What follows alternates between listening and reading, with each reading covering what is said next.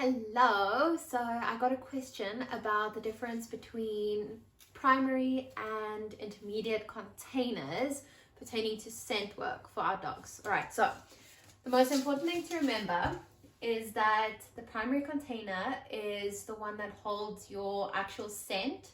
So that's the one that is like generally smaller than the intermediate container, but it's the actual thing that the scent is going to touch. Okay. And then the intermediate one is the one that holds the primary container. So that generally protects the sort of primary container and the scent from the environment, if that makes sense. All right, so let's look at a few examples of these. Okay, so this Ziploc bag right now is a primary container because it is touching my actual Kong pieces. Right, so that is a primary container.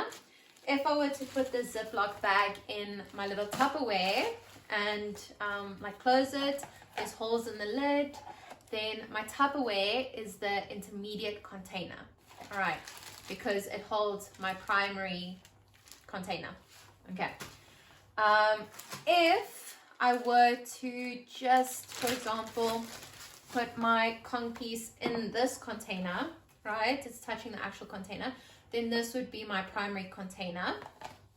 Okay, and let's say I put this in a little plastic bag, right, then the plastic bag is my intermediate container, and this little like Tupperware plastic container, it's still my primary container because it's touching the scent. All right.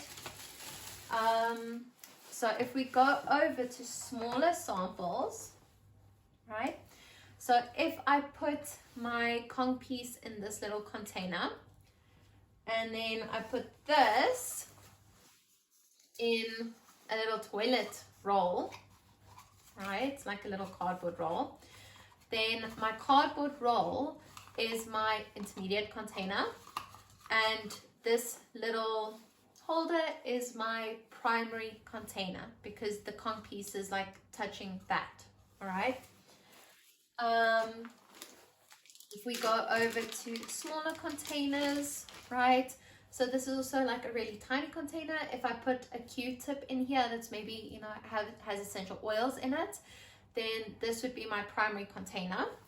If I put this in a little plastic bag, then the plastic bag would be my intermediate container, right?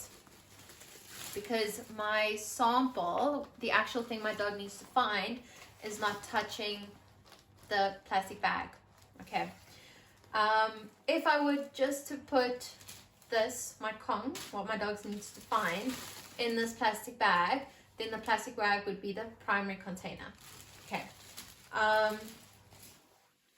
So let's say I put my Q-tip in here and then I put it in this water bottle.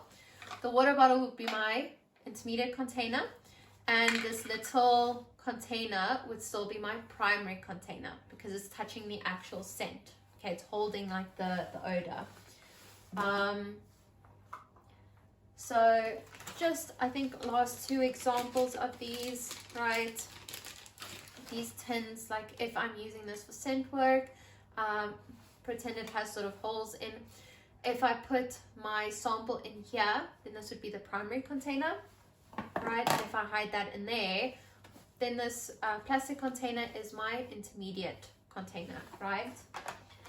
If I use these, if I simply put my sort of Kong piece in here, right, then this is my primary container. Okay, but if it was like in a little bag or something and then in here, then this would be my intermediate container. Okay, so this is literally just to give you a few examples of what we can use. So I think this is literally a nice example. So if my scent was in this little tin and the tin is in this little plastic bag, the plastic bag is my intermediate container and this tin is my primary container.